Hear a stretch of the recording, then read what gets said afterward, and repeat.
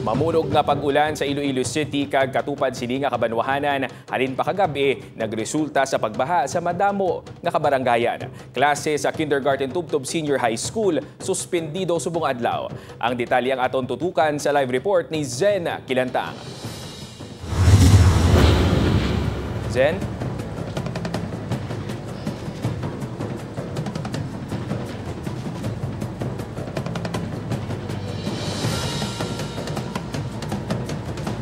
Good morning, John. Hindi gid maayo ang aga bangod halin pa kahapon na kagabi wala untat ang pagbubo sang ulan. Resulta may pila ka mga lugar ang ginbaha sa Iloilo City.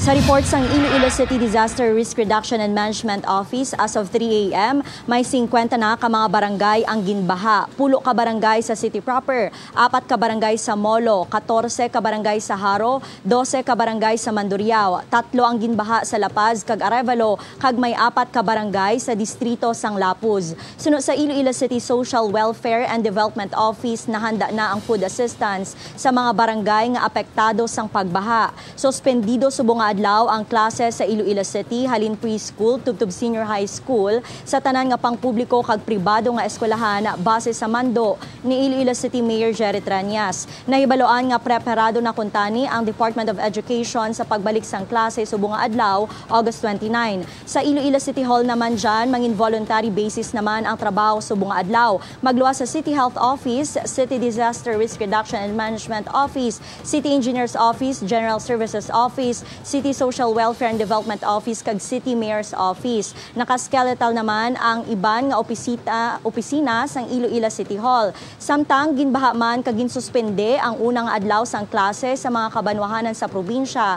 Bangod sang mamunog nga ulan, lakip na diri ang banwa sang Laganes. Sa Barangay Lapayon, may mga ginpang evacuate na nga mga individual. Malapit sa 10 ka pamilya ang temporaryo nga nagtener sa Barangay Hall matapos magsulod ang tubig sa ila mga panimalay kagabi. Sunod sa mga residente, naglabot sa tagahawak ang baha kagabi, kag subong nga aga, amat-amat naman nga nag-subside ang tubig. Padayon man ang monitoring sa mga suba sa mga MDRRMOs. Diyan ginapanaginan sang Regional Disaster Risk Reduction and Management Council 6 ang mga residente nga mag-aligmat ilabi na ang mga nagaistar sa flood-prone kag landslide-prone areas. So far dyan, amoyad to ang pinakaulihing nga sitwasyon halin diri sa syudad kag probinsya sang Iloilo. Balik sa imo dra. Madamo nga salamat, Zen Kilantang.